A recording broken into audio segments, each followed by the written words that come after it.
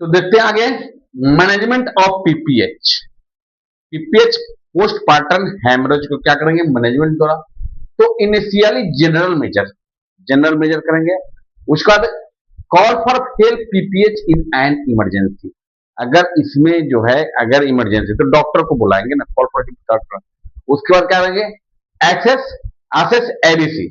ABC assess मतलब क्या, निरीक्षण करेंगे क्या चीज, तो एबीसी, ए से एयरवेज, एयरवेज।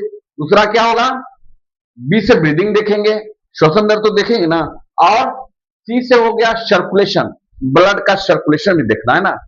आगे देखते हैं हम लोग, start grouping and cross match. Cross match तो कराएंगे ना, ब्लड का क्रॉस मैच कराना। O2 थेरेपी, ऑक्सीजन थेरेपी, क्योंकि श्वसन दर तो उसका कम जाएगा, तो O2 देना होगा ना। O2 therapy provide, O2 therapy. Catheterisation या फोलिकिल लगाएंगे, यूरिन फोलिकिल लगाएंगे, क्योंकि वो पेशेंट तो बेहोश हो चुका है, उसको तो यूरिन पास आउट करने की क्षमता नहीं है। इसलिए हम लोग क्या करते हैं, कैथेराइजेशन कर देते हैं। क्या करते हैं हम लोग, तो पेशाब के रास्ता पाइप लगा देते, जिससे कि पेशाब आउटपुट होते रहे, या फोलिकिल लगा देते हैं। होगा मोनिटर, मोनिटर या कैथेराइजेशन, कैसे टू यूरिन आउटपुट, और आउटपुट के लिए पेशाब आउटपुट के लिए कैथेराइजेशन लगा देते हैं। और क्या, monitor vital sign, vital sign देखेंगे ना।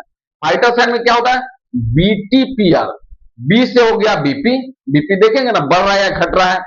उसका टी से टेम्परेचर देख लेंगे, बुखार तो नहीं है, अगर सूजन हुआ है तो बुखार होगा ही। उसका पी से क्या होगा, पल्स रेट देखेंगे। और आर से रिस्पायरेशन देखेंगे, श्वसन दर देखेंगे। बीटीपीआर मॉनिटर क्या, वाइटल साइन में क्या हो जाएगा, तो हम लोग उसका बीपी देख लेंगे, टेम्परेचर देखेंगे, पल्स रेट देखेंगे और रिस्पायरेशन देखेंगे। आगे हम लोग बढ़ते हैं, provide with 2 wide bore cannula.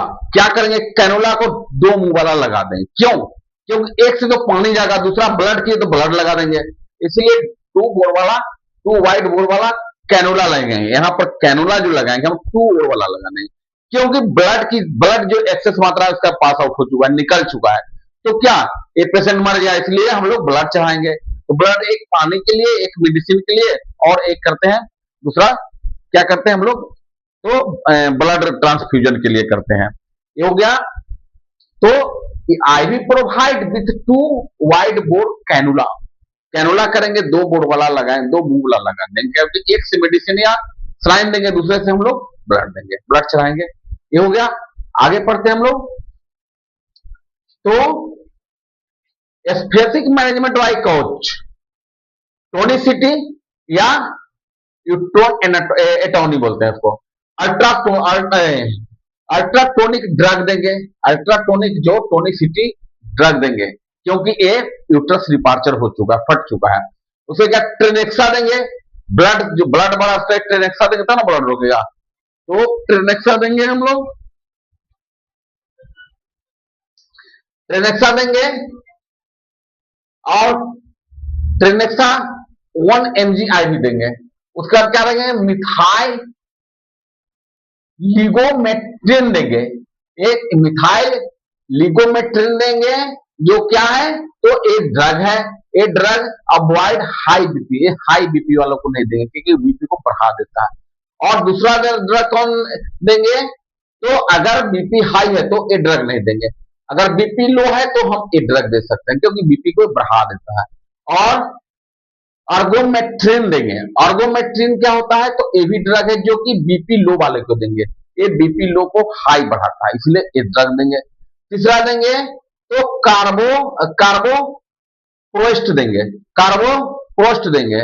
वो क्या होता है, तो ये भी जो है दम्मा पेशेंट, अवॉइड दूर रखना है किसको, तो दम्मा पेशेंट वाले को, चाहे सीओपीडी वाले को, हार्ट वाले को, किडनी वाले, क्रिटिकल केस में नहीं देना है। तो कंट्रा इंडिकेटेड ड्रग, कंट्रा नहीं देना है दवाई किसको, तो हार्ट बीट, किडनी और लिवर अस्थमा वाले को नहीं देना है, ये जनरल पेशेंट को देना है। आगे हम कहते हैं, तो मीजो प्रोस्टो ड्रग देंगे। ये क्या है, तो प्रोवाइड वेजाइनल एंड ओरल। ये मीजो प्रोस्टो ड्रग जो है कि वेजाइना के द्वारा या मुंह के द्वारा भी दे सकते हैं। आगे करते हैं, तब bye manual uterine compress 15 minute तक करेंगे। एक क्या होता है बाय मैनुअल यूट्राइन, दो उंगली क्या करेंगे वेजाइना में डालेंगे और एक हाथ उस पेट के ऊपर या क्या यूट्रस के ऊपर बाहरी भाग से क्या करेंगे 15 मिनट तक उसको प्रेस करेंगे, कंप्रेस करेंगे, प्रेस देंगे। तो हो गया। दूसरा बैलून टैंपिनोट, ब्लड क्या ब्लड टैंपिनोट, तो बार्किंग बैलून भी इसको कहते हैं, सॉरी बकरी बैलून भी बोलते हैं किसको, तो बैलून टैम्पोनेट को एक बकरी बैलून बोलते हैं। इसका काम क्या है, तो बैलून को क्या कर देना है वेजाइना में इंजर्ट कर देना है, वेजाइना के सारे कहां यूट्रस में इंजर्ट करना है, यूट्रस में इंजर्ट करना है। और उसके पहले हमको बाय मैनुअल यूट्राइन कंप्रेस, इसको क्या करना है दो उंगली जो भेजाइने के सारे क्या यूट्रस को पकड़ लेना है और दूसरा हाथ जो कि यूट्रस बाहर पेट के ऊपर, पेट से हल्का नीचे, नाभि से नीचे क्या पकड़ कर क्या करना है इसको कंप्रेस करना है। इससे क्या होता है यूट्राइन कंट्रैक्शन हो सके जिससे कि ब्लड का सर्कुलेशन नहीं हो। ये आगे बढ़ते हम लोग। दूसरा बैलून ब्लड टेम्पिनेट, ये क्या होता है बकरी बैलून भी इसको बोलते हैं, बकरी बैलून। ये क्या तीन से इसमें क्या होता है बैलून को इंजर्ट किया जाता है कहां, तो यूट्रस में। उसमें क्या किया जाता है 300 से 500 ml सलाइन डालकर क्या करता है, तो यूट्रस में सलाइन कर उसका वो भी 10-15 मिनट कंप्रेस किया जाता है जिससे क्या तो ब्लड का सर्कुलेशन रुक सके। आगे हम लोग पढ़ते हैं uterine artery ligation, uterine compressed suture अर्थात क्या होगा तो टाका देना जहां जहां क्या हो गया, जैसे मानते ए है, ये क्या है यूट्राइन है तो ए डिपार्चर हो जाएगा, यहाँ डिपार्चर यहाँ, तो यहाँ कर देंगे हम लोग सूचर कर देंगे, इसको क्या कर देंगे टाका दे देंगे कहां, तो ए जहां जहां यूट्रस डिपार्चर के वहां टाका दे देना है। आगे करता है उसका लास्ट में क्या होता है, तो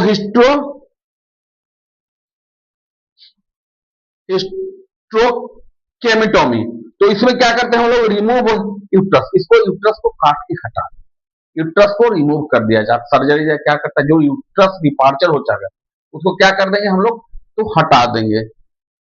हिस्ट्रोकेमिटोमी में क्या करते हैं हम लोग रिमूव बाय यूट्रस, यूट्रस को हटा देते हैं।